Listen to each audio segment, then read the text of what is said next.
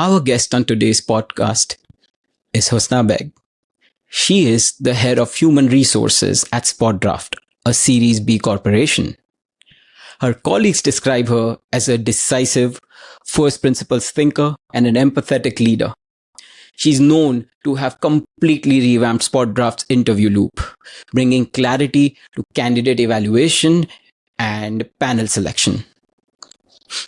Beyond that, she's redesigned onboarding across geographies, introduced structure to performance reviews, and has brought in thoughtful interventions that has exponentially improved candidate experience. She's the kind of leader that absorbs the hard conversations, shields her team, and leads from the front. In this episode, we will discuss how she built these systems, what it takes to lead with empathy and precision, and why modern HR needs to think like a product function and not just a support role. Let's begin.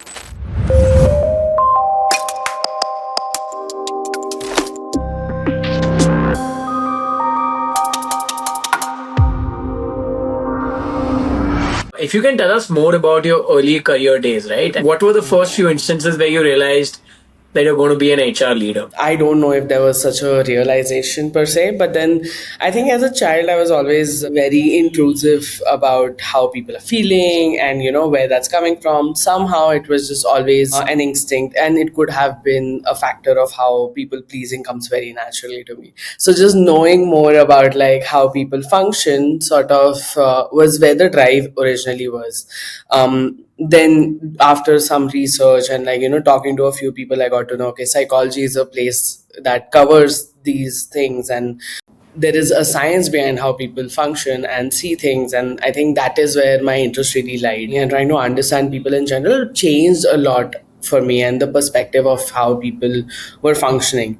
And I think somewhere that sort of trickles down to how people function became like a very important thing for me. And I was like, okay, maybe corporate seems like a more stable sort of and more suitable sort of thing for me. So then that's how I ended up, doing my education in HR with psychology as base again. I tried to pivot into HRBP, and then that sort of grew into, and I think SpotOut has been very supportive and trusting of me to be in the position I am right now. But Husnaa, that's almost what your CV and LinkedIn already tells us, right? I'm more keen. I'm more keen to know what is it that shaped your journey beyond what LinkedIn already tells us. Oh, I actually just updated my LinkedIn, so I'm hoping that it says these things. But I think beyond that, like I said, it just was so important for me to solve for people problems, right? Like as a friend also, I always wanted to know what's going on and why something not working out for my friend, or like what is really bothering you. And being an overthinker also helps you sort of see a problem statement from multiple perspectives. So I think that became one other place of, okay, there is multiple possibilities for why somebody is behaving the way they are behaving, and also like what an outcome could be or why certain things happen a certain way. So I think all those smaller pieces while growing up sort of added to just being more people centric, and knowing with psychology, learning about empathy, learning about giving people the space to do their own action, and understanding them from that perspective. I think somewhere that added to being more rational in my thought, and I think those two things just fit really well in the roles that I wanted to do. So right now also it's very important for me that I want to ensure that the employee feels happy. It's very important to me that happens. That doesn't mean I go and solve for each and everything that they bring up, but then I think just the emotional connect that somebody felt comfortable to come and speak to me, and knowing how HR is perceived, I think that is what keeps driving me every day. That my organization, at least here, people are not scared of reaching out to the HR. People are also not worried about how they will be perceived, and I think that is what also drives my day in, day out here. So Husnaa, online I've read a lot of your opinions that are very contrarian and interesting. So I would like to speak about a few of them because they're very interesting, right? One of the first ones you said was, you don't need an MBA to lead. where did that come from, and why don't we need it anymore, and why did we before? So I don't have a very strong opinion on whether you needed it back then and or not. I think it was the need of that phase. We first started with like, oh, you have to be an engineer or you have to be a doctor. Then we started with like, you have to do MBA. And I have been in that race as well, right? Like I also did my master's. Luckily, I did not do an MBA, but in any case, it did not like now it doesn't matter. Like, education changed so much. We learned so much about how Western education works. We learned so much about how we ourselves are a little outdated and how we are growing, especially with formal education. And there is far more experience beyond just being in class. And we learned all of that when we were in college as well. So I think that is where my idea of like not needing an MBA comes in. Of course, I also don't believe that you need to have a certain sort of degree to get a certain sort of job. But I will not deny that you absolutely have to have formal education because unfortunately, job markets don't work this way. So by the time the shift sort of comes in, I think it's just like we are moving in the direction of that shift. So would you say that while education is important, learning is important in a formal setting, a pedigree or a certain degree is not? Is that the right thing to say there? All right. Yeah. Another very interesting thing that you said was HR is where business strategy begins. What does that tangibly look like at SpotDraft? Okay, so having visibility from any employee, walking up to you and telling you what they think a challenge is, to working with leadership and understanding what they think a business requirement is, I think HR sits as a catalyst between anything that's happening on the ground level to like the decisions that business is trying to make. Knowing or having that kind of visibility is why we sit as a very critical part of business decisions or like strategizing for business.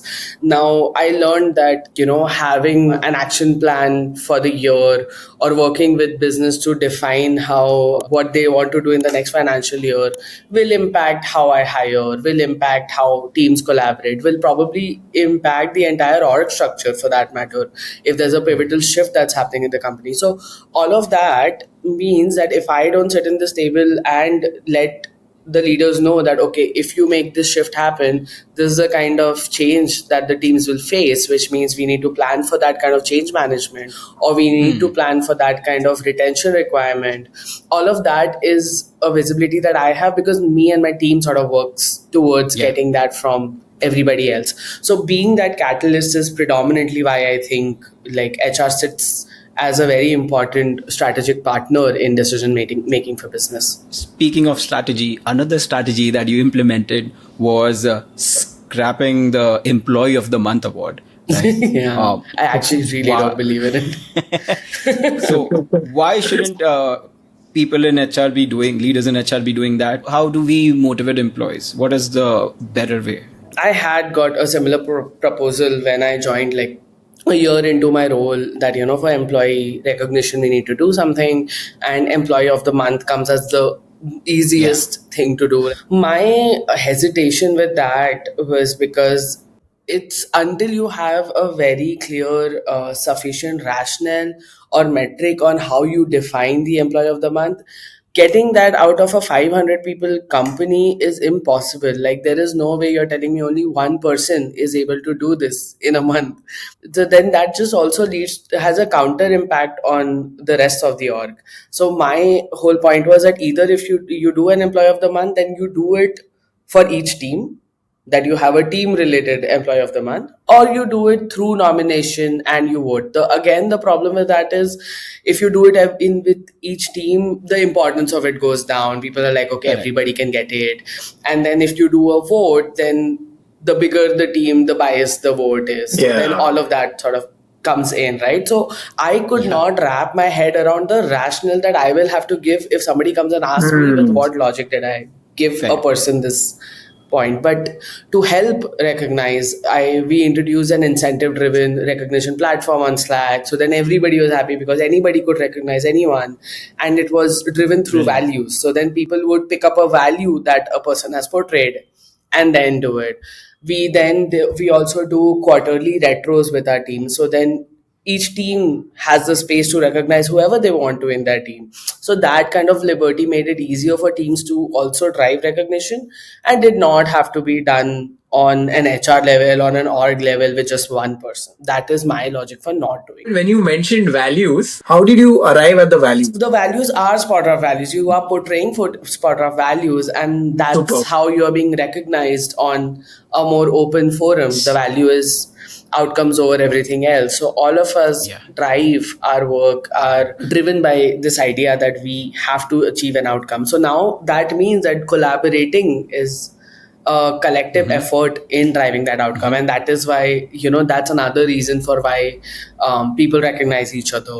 That predominantly talks about being self-driven and driving the outcome that you want and being owners to that and taking accountability of every action that's involved there. So now that means that I am audacious with my goals, and I have gone out of my way to make this happen, and have taken this responsibility for my team or the company or the goal that we are trying to achieve. So all of that sort of adds to like recognition, right? Like if my team does achieve a goal that, let's just say, was significantly not part of their role, and they decided to pick it up because they know that people are stressed out on bandwidth. So my job is to make sure that I go and recognize my team and say, okay, there is passion and there is ownership driven here, and then there is outcome that is driven here. So that is how we sort of drive our recognition. I see. So would you say that rather than larger awards, there are micro recognitions that are doing a better job inside your company? Would that be the right thing to say here? That is true, right? Like, and I think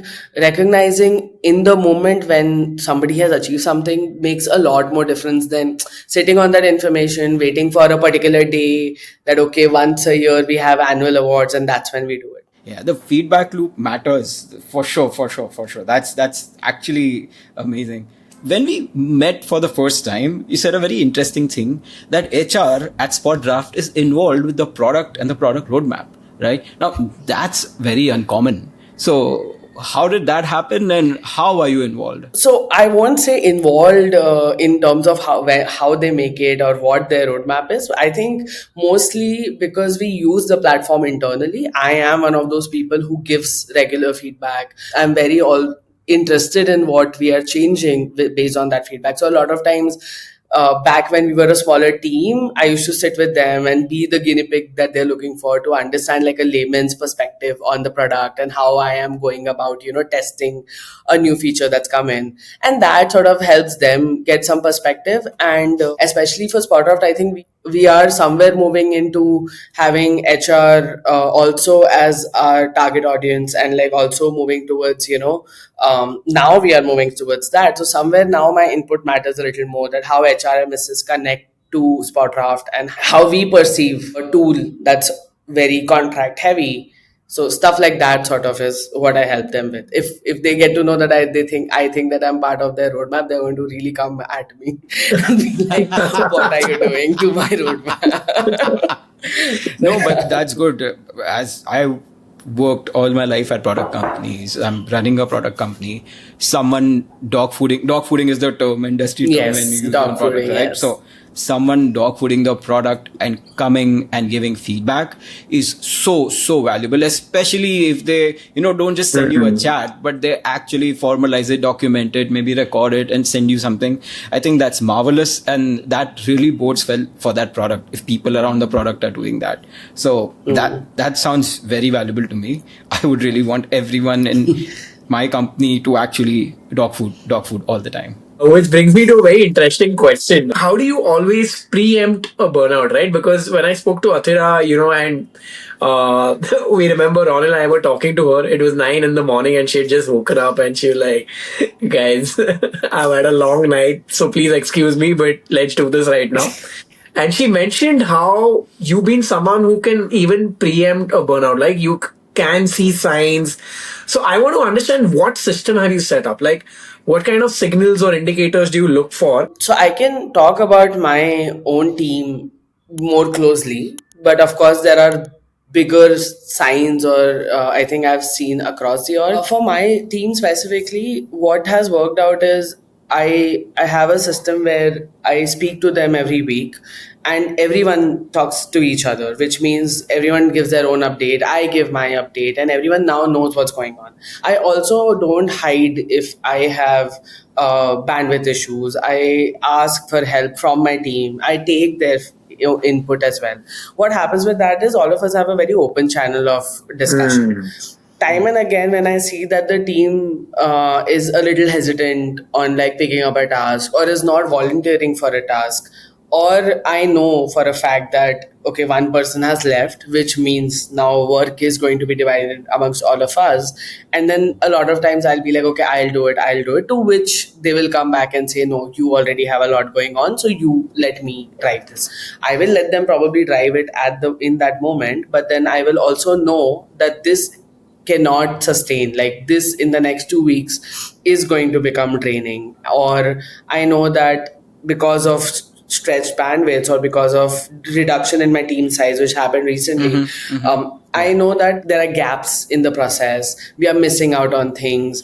The functional leaders have come and given feedback. That's when I know that, okay, these slips don't happen usually. It has happened now because everyone is stretched or just stressed out in general. So that is where I would either find a way to give them that space and be like, oh, you know what? No matter how urgent something is, if you don't take the next 2 days, you and I will not be able to sort of function after this week because there is just too much going on. So let's find gaps. I'll take my team out unofficially, try to understand what's going on with them personally. All of that has worked out for me, but just being very mindful and letting them speak their mind has mostly been why I am on top of whether something is, not working for my team. Beyond this, I think as an organization, change management is where it all comes down to. Every time there's change in system, process, leadership, manager, is all the time where people are, people feel a sense of uncertainty. Those are times when I have seen that eventually leads to a sense of stressful work and burnout. So I think that has worked out. How do you balance this? Because in the beginning, you also mentioned how you're trying to peg everything against real outcomes, right? When you try to do that, like even when it came to the appreciations, you wanted to peg them back to values. Now, when you're trying to be very outcome driven, right? And at the same time also balance the whole burnout issue or, try to identify when to slow down, when to speed up. Like, how do you kind of manage this and move towards being an outcome driven organization, right? Because even in the past, when I've tried to lead companies, there has always been one end where, okay, should we go very aggressive or should we slow down, take care of people? Is there a gear switch which happens at some point? I mean, I don't think it can ever be, okay, now we go aggressive and now we like calm down. I think as an organization, when you start the organization, you decide whether you're going to be aggressive or you're going to be like smooth sailing on how you function as culture. It's very much about culture, right? Like if I started working with the understanding that, okay, I have to get so many things done, I have not changed that about myself in 3 years. But that doesn't mean that my team has to function like that. That is the difference I am trying to create. However, there will be a sense of balance you'll have to create, right? Now you have to prioritize what outcome is important when. Now, if the entire organization is working towards a common goal, let's just say like we do this once a year where we have a very big event that we organize and the entire organization honestly works on it end to end, which means that I need my team to be available throughout at that point in time. That is my projection of, in this year, there will be 2 or 3 such instances where I will need you more than I would need you at any point in time. So the balance is just that, like there are times where I also need to ease this out for you, but that is for the manager to figure when in the year you can do that. And I'm sure you cannot project that across the year. That's why you do these in like bits and pieces. Once in a month, you will probably feel that in a quarter, this particular month, I will need them more actively.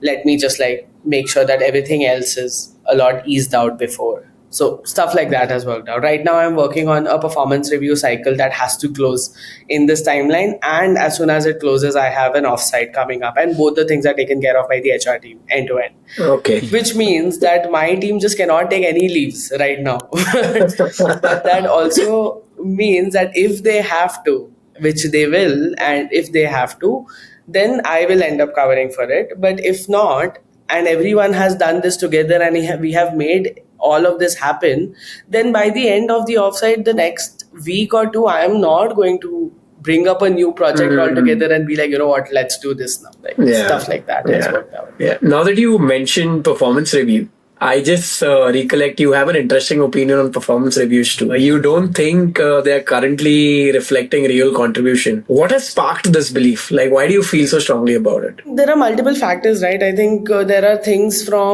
we moved from 180-degree feedback where people were asked, people were mostly given feedback from managers and their peers or their reportees. Now we do 360-degree feedback where we take self-review also, then we take everybody else's review, then we balance it out. In all these cases also, I think peers are chosen by the employee. So you have to trust the peer to be honest.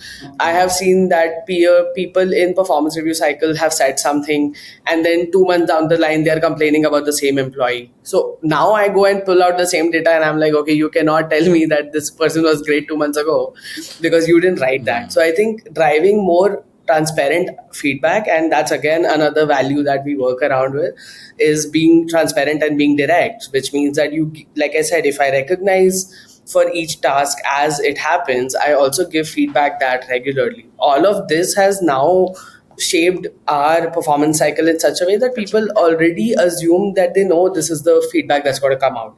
Anything that's a shocker is already a failure on my end. Like if somebody sits into a performance review cycle and thinks that, okay, they did not expect this feedback to come in, good or bad, then I think I have not done a good job with my managers to drive that feedback regularly. So that is where, I am trying to change my systems here.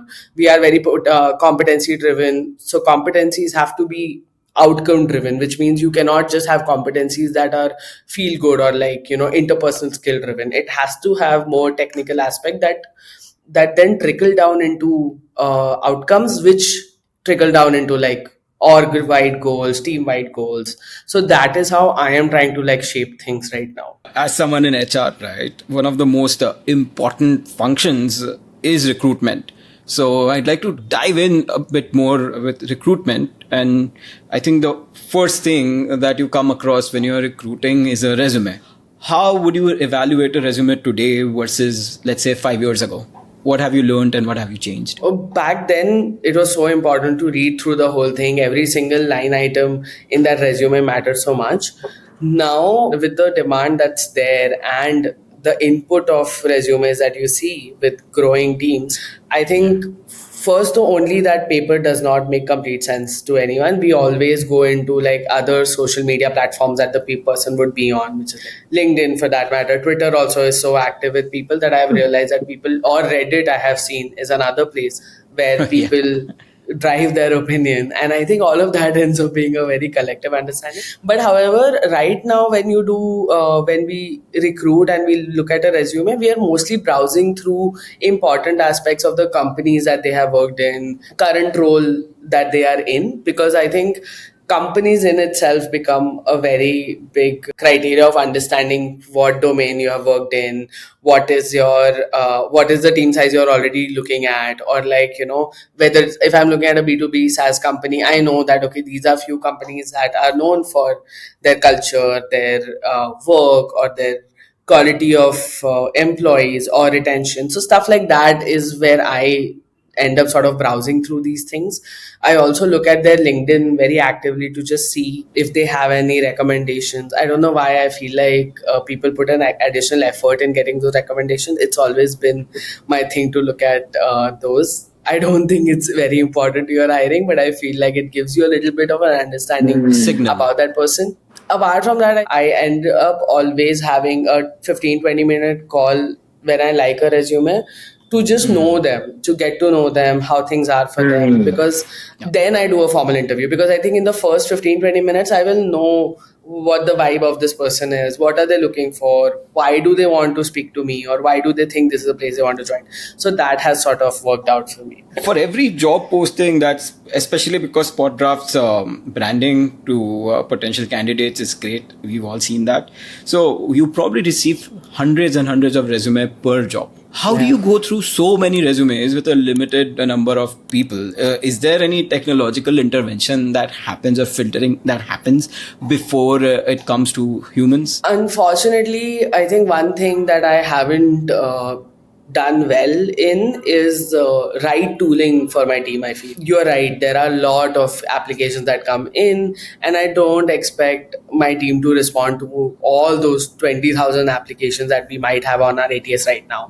And the filter is very Boolean driven right now, very immediate, that you get on any HRMS for that matter, any ATS for that matter. But then I think, like, especially the AI driven world that I'm moving in, the fact that SpotDraft talks about being AI driven, and if I am not able to do that internally, then that is a challenge I'm honestly like facing right now. So I'm trying to find the right tool for my team, trying to find the right way to make this faster and pace this out for us. So yeah. That's actually very insightful for us. And so from resume, right, one of the next steps is interview. And what we heard from your colleagues was you completely redid the interview loop at SpotDraft. Tell us more about it, please. Why did you feel a need to change it, and what did you change? So I actually wasn't taking care of hiring until like a year and a half, I would say. I inherited the team, I inherited the existing processes, and I saw a lot of gaps in that. So my first line of action was to sort of ensure that we have better process in doing this. So now a better process meant first identifying what the gaps were.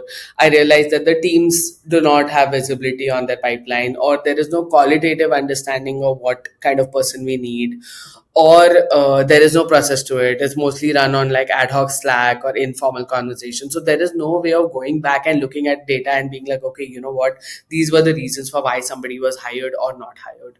So I think that is where I got in, and maybe my inherent ability that I have got to know in the last few years is that I'm very process driven. I'm operationally very sound. So what happens with that is you look at a problem, you're like, okay, first put a process to it, because then you know where the gaps lie. So then, like, looked at that, figured out, okay, I need a process, I need more, like, the fact that an intake call did not happen until like last year is shocking to me. So then I was like, okay, there has to be an intake call. There has to be very formal and detailed understanding of what happens in each interview, because you can't have 6 interviews and all 6 interviews are driven by people asking the same questions. So you need to find out what people want to learn, or what I would want to do. Like tomorrow, I would want people to look at SpotDraft and know what SpotDraft is. Because if you know what SpotDraft is, then you already think that, okay, this is like your unconscious understanding is that it is successful, it is big, it is something you want to be a part of. I think for me, somewhere unconsciously, I know that these are some companies that I will look at, if at least if I'm hiring for my own team. That is the same thing a lot of other teams also do, right? Like for them in customer success, they're like, okay, this particular company has great employees, and so I want to like hire from there, and that becomes like an unofficial sort of screening. But I agree with you, there is no way of like knowing each and every place. I think I usually browse through to find one or two such companies, but even if they are not there, what you are doing right now becomes the second most important thing to look at. Like, what is your current role like? Looking at companies is one thing, right, where they have worked. So this, would you then say that candidates, when they choose employers, they should care about the branding of that employer, not just, let's say, the compensation or even the work they're going to do, but the branding in itself is helpful, because then I guess doors open up when you have a company that is known to others versus a company that might be good, pays you well, but everyone else doesn't know much about it. I don't think it can be that black and white, right? Like this could be how I look at things, and maybe it works out for my particular team or my direct hiring. Like if I am the hiring manager, maybe this will work out, but that also doesn't mean that I eliminate any other profile. I just think your profile will come more easily to me because of these things. And at the same time, I do still feel that while applying for a role, it's important that you go through the company website, you go through the company's LinkedIn page, you see where they put their time and money in, because if with that you also understand how they value employees. If it's critical to you, then you can decide whether you want to go ahead with that organization or not. So stuff like that, I think, sort of matters individually. But of course, like and that is also why I don't recruit, right? Like I would end up being a very bad recruiter, but I have a team who Every does, resume, yeah. Nice. does filter every single resume for me. So I will give you one quick example. Yeah, tell me. I was in an interview a few days ago, and I got into that call, and I did not know anywhere that they had come from. I trusted my team to be like, okay, this person wants to, and this is for my team. So I was like, okay, great, we'll do this interview. I actually knew that person from like one of my first roles that I've ever done. And no, I overlapped a little bit. So I saw her face. I was like, okay, this person I know. And then I'm in parallel pinging my TA team, and I'm just like, okay, but then I don't know. And these are the things that, I am not sure of. And this is while the interview is going on. So then my team has come back and said, Husnaa, you are being biased about this, and you have to give some window, and you have to, and what are they saying about these things, what are they saying about these things, and those were the logical questions that they came back with. So as a result of that, of course, like then I was like, okay, holistically this is my input, but that's why you have specialized people doing this and not me. I see. So speaking with Athira, what I discovered was there's this concept of panels within your interview loop. What is it for every employee? Is it for certain employees? And at what stage are panels created and how are they selected? So to walk you through the general process we have, I think anything from doing an intake call to in the intake call, we decide whether a role requires a panel or not. It depends, right? Anything in a design role ends up requiring a panel because I feel it's so subjective. We want a brainstorming session to happen. That is the same case with, let's just say, product. Engineering doesn't really have a panel. It will always have a technical round. It will have a live session for that matter. So every team, we sat down and we tried to understand what their requirements were. So the intake calls became very important to these things. We figured out what their must-haves are, what their should-haves are, what is the potential company that they are looking for, company or the kinds of company that they want us to look for. Interview processes, if there has to be an assignment. Now assignment is mostly to do with, okay, you cannot probably analyze everything you need through interviews, so that's why you want to put an assignment to it. So things like that became a process. We also realized that nobody was used to a process, so we ended up doing a recruiter handbook, and we did an interviewer's training with it, so that the interviewer knew what is okay, what is not, how to go about it. So that is how we sort of added, like, we try to guardrail this as much as possible. Cultural training became one other factor, because I think culture training is the biggest sort of loophole in all of this. First, I was of the opinion that culture interviews should happen before any other interview happens, so that we eliminate that problem statement completely. I did realize that that is not a scalable option. People are not going to be happy if I just let go of people in the first round. But what we also realized, that we made bits and pieces of cultural understanding in smaller interviews across the process. So then that was one way of getting everyone's input in it. And now we are moving into a world where we want to train employees to take culture rounds, which means it does not have to be the HR team, it does not have to be the hiring manager. It will be an unbiased person who's trained to do this, and this will then have a direct impact into people learning about culture, because now anybody could be part of the interview process and do the culture interview for me. So that's how.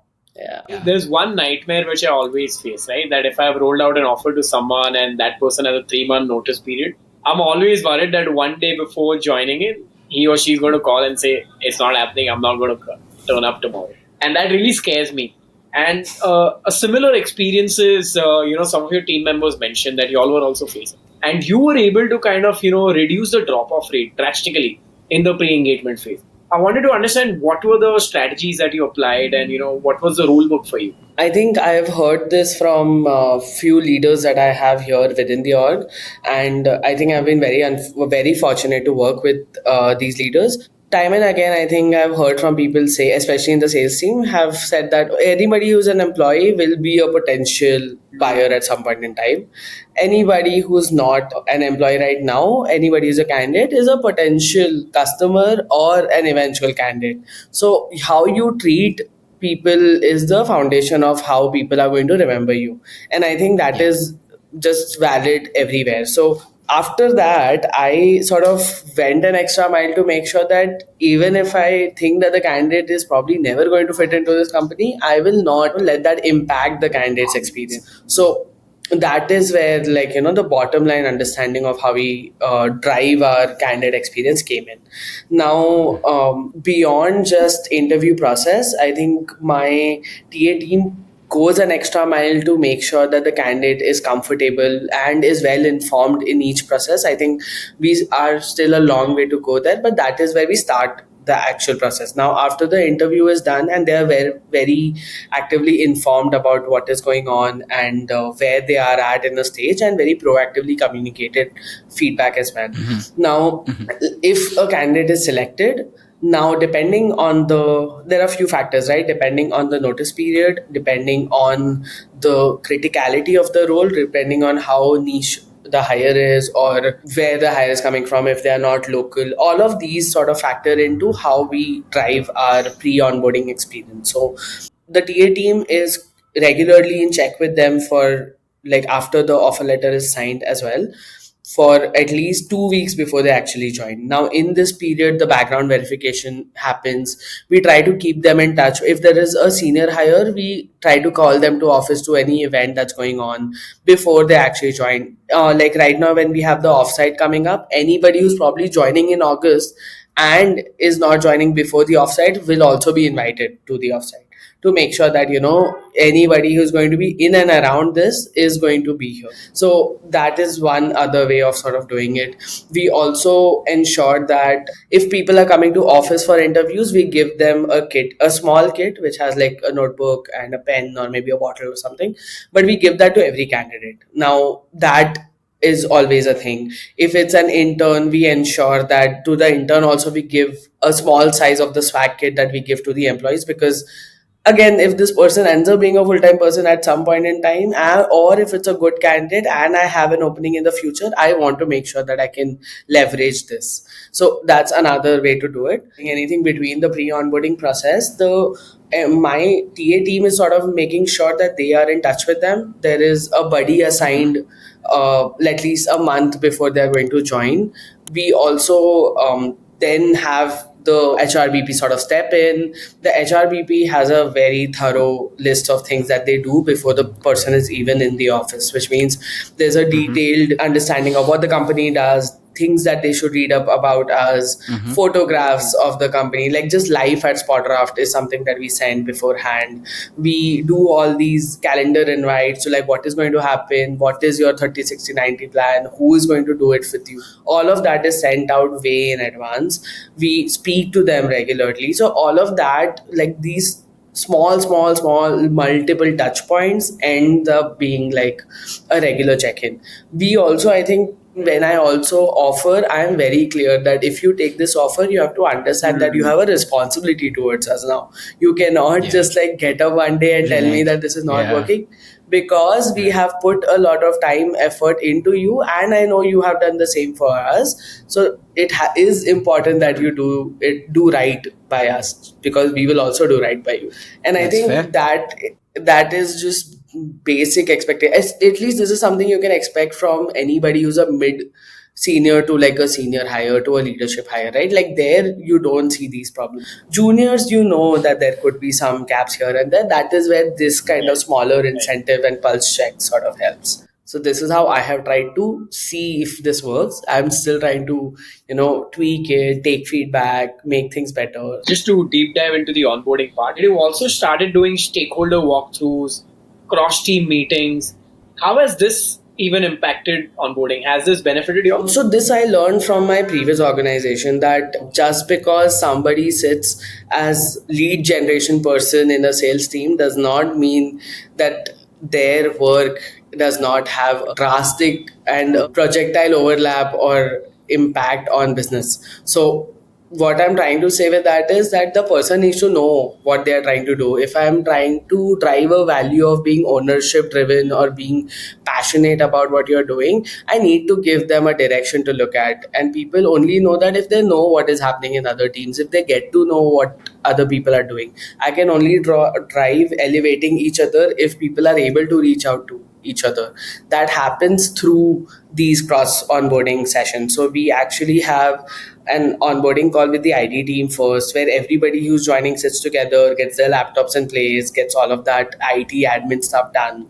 Then we have sort of Sakshi step in, like she said, and like the HRBP sort of drives onboarding. Onboarding calls are very detailed about teams, about processes, tools, where to go, how to reach someone. Everything also then follows a buddy to each person. So buddy is attached to each person to make sure that if you have any question that you were not answered in the onboarding call, or you think you people will call you stupid for asking these questions, please ask your buddy. Your buddy is responsible for answering all these questions for you. So that is how it makes it easier. People get comfortable. We do a walk with the new employee across the floor and like make sure they meet generally, because then when you actually start working 10 days down the line, somebody is asking you to go and talk to this person in this other team. How will you do that, and how will work move if you don't already know what that team does and what somebody is responsible for? So I think all of that has sort of added to our onboarding. And I also think we need to do a little more and be a lot more clear actually on how we want our onboarding experience to be. In fact, that's one of the things we are going to work on again in this quarter, to revisit what our current plan is and what the feedback from everyone has been. So we also take feedback on the day, then in like 15 days, then in 30 days, then again in 60 days, to see what we need to change in our process. So that's where we are right now. Just one more question in the onboarding space, Husnaa. I've also realized that you operate the HR function across geography. How does that change, right? Let's say, how does a onboarding change in America versus in India? And how do you still manage to keep both these ships running together in the same direction? That's actually one of the problem statements we had when we started hiring in the US. We try to keep most of the onboarding plan the same. Things that overlap globally are communicated globally. Anything beyond that, like benefits look different, leaves look different. So then we have a separate deck for that. So we walk them through that piece. Payroll is very different in the US. Your HRMS is different. So all of that is done. Yeah. There's just a different deck that is updated with all this information. The difference is that we also hire almost leadership there. We usually hire people in GTM, and we usually hire in like a more senior role. So what happens with that is the cross-functional onboarding happens with the functional leaders of other teams, because all of us are used to working in the second half. So then that is how we do onboarding for those people. We also have my global team sort of come in to India at least twice a year, once to meet their teams, once for the offsite, and then we also travel quite a bit. So then that ends up bridging other gaps that we might have. So primarily, I want to, now that you just spoke of US, I want to ask you, are these layoffs headlines which are happening everywhere? Or do you think they are limited just to US, or are you also seeing a shift in the Indian market right now? I think it's not just US. However, I don't see a very significant shift happening in India yet. I think it happened last year sometime, if I'm not wrong, around this time last year or early last year was the case. However, now I think we are somewhere again moving towards that shift. It is multiple reasons, right? Not only the shift in economy, but just the general shift in expectation of jobs and AI. All of that will lead to some change. And I think some of it I do feel is inevitable, but I think it's coming. Like, it's not here so actively. I don't see it as actively in India. I could be wrong. I haven't heard very significant. But do you feel that there is a shift in the candidate behavior because of this? Like, are you noticing any new apprehensions? I do think that the questions that candidates ask before they join are a little different. They are worried about whether we have any such plans. I've seen candidates ask that very actively. That do you sense a restructuring happening in the org, or funding rounds matter a lot? What is your runway like? Like those were questions that anyway existed, but I think somewhere now people are a little more cautious. I've seen. I remember recruiters doing a backdoor review on candidates. I have seen candidates do that with organizations as well. And that I think is a new shift that I have seen at least. So that sort of is happening. Husna, it makes me wonder because of the way you look at an organization today as an HR. Do you also feel that the HR function is no longer a support function? Like it's almost become like a profit center in its own way? I mean, I don't know if I will go that far to say it's a profit center. I want to believe it is, but I don't think I have enough rationale to prove it. Having said that, I do agree that it's not a cost center. I mean, I know that it's perceived like that. It's not, it's an asset. And I think I have very actively, since I started working, gone towards an understanding that I need to build a place, or at least the companies I work for do not look at HR at someone who's coming in to just clean things when things have already been broken. So that has changed, and I think that is not the perspective I have seen at SpotDraft or any other organization that I've previously worked with, and that is a very conscious effort that I have put in. So I do agree that we are moving into a world where this changes. The fact that you and I are speaking about it also says a lot about. But do you also feel, Husna, that that's being reflected in the respect and compensation as well, which is being awarded to the HR function? I don't know entirely how much of this is true from a general perspective. I have seen it in a few places, and I do think HRs are compensated well now. However, I don't know what is a correct benchmark to expect also, because it's so varied across markets, and it's so varied between my junior right now is making very different compensation than I was probably making at that role. Yeah. But I still feel that it is not correct. In her own role as well, I feel the market should be paying better because of the kind of load that the HR team is pulling. So I know I am personally feel that my team or the B2B SaaS peers that I work with, or like a Series B, Series C sort of pays well, and I will not deny that, but I don't know how much of that reflects into other industries. So that is where I think I am. Makes sense. So Husna, let's get a bit more tactical and talk about my favorite topic, tools and tech. So are there any tools after you took over that you've championed internally that have made a difference and given a great ROI? Yeah, I think so. I think some tools have been very helpful. We have worked very actively in trying to figure out how HR can add value. So when we started off, we did not know, or let's just say people just did not know that HR teams require their own tools, or there are tools for employee engagement that might be impactful. So to make sure that business and employees can come to a general understanding what that is working is when we try to sort of incorporate that tool for the long term. And I don't think I have very good luck with tools. I think I put a lot of effort in demoing as much as I can, but I really think, and like I said earlier as well, I need to know, or maybe I need to open my horizon of understanding how to find the right tool, what comprises of a comprehensive tool, because no one tool can give you everything. So what do you want, and how much of that is taken care of is sort of the balance I'm trying to figure. I'm a firm believer in making life easier by adding tools to it, but I also don't think you can have a lot of tools and then that also doesn't work. So I am trying to sort of find that balance. All right. So we've also heard, again, while talking to your colleagues, that you centralize all the hiring into a single system. Requisitions are raised into the same system, right? So can you talk about how it was, what you changed, and where you are right now? We did not have a lot of process on things. So mostly it was Slack or in-person meetings. And there wasn't a very big hiring team as well. So it wasn't at that point in time, I think, as important. then we had an ATS. The ATS that we had was working for some people, wasn't working for others. It did not give us clear reports. It did not give us formal understanding of how our pipeline looks, what are we spending our time on, where do we need to like sort of concentrate. All of that kind of analysis was not coming out of the ATS. So then that's when we decided, okay, we need to change our systems. We need to have an HRMS and an ATS in one tool, so that anything that moves from the ATS can directly move into the HRMS.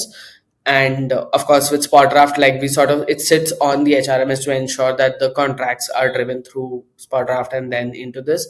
So ATS then became the central space of raising requests, because Slack cannot be a place to raise requests. So then we put more guardrails on that. Then we knew, okay, there's a new requisition, which means there is a hiring coming up in this team in at this particular timeline. So then what is our current requirement? All of that became a lot clearer. Now reviewing those reports became a lot important, because now by the end of the year I can tell the organization, I can tell my leaders that we didn't plan for hiring properly last year, and that's why this is the impact of working with agencies, or this is the impact of how much expense we had on hiring.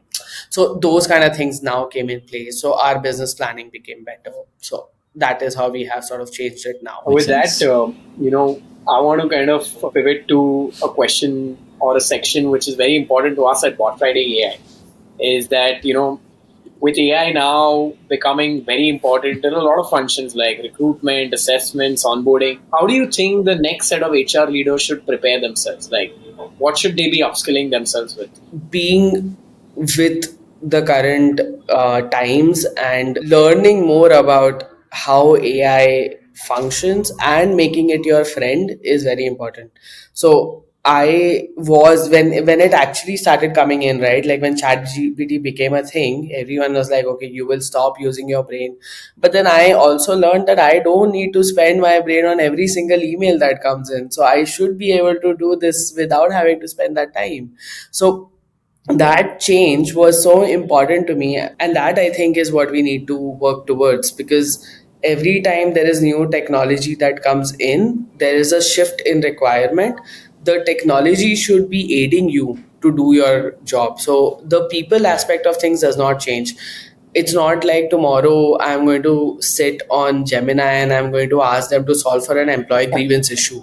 I will have to do that solving myself, but the documentation of it can be figured out through Gemini. So why would I not use those tools? And so I think using your conventional education and the AI tools together is what can probably shape your expectations for the new But role. Husnaa, do you think that this is a great opportunity to reimagine the whole function of HR?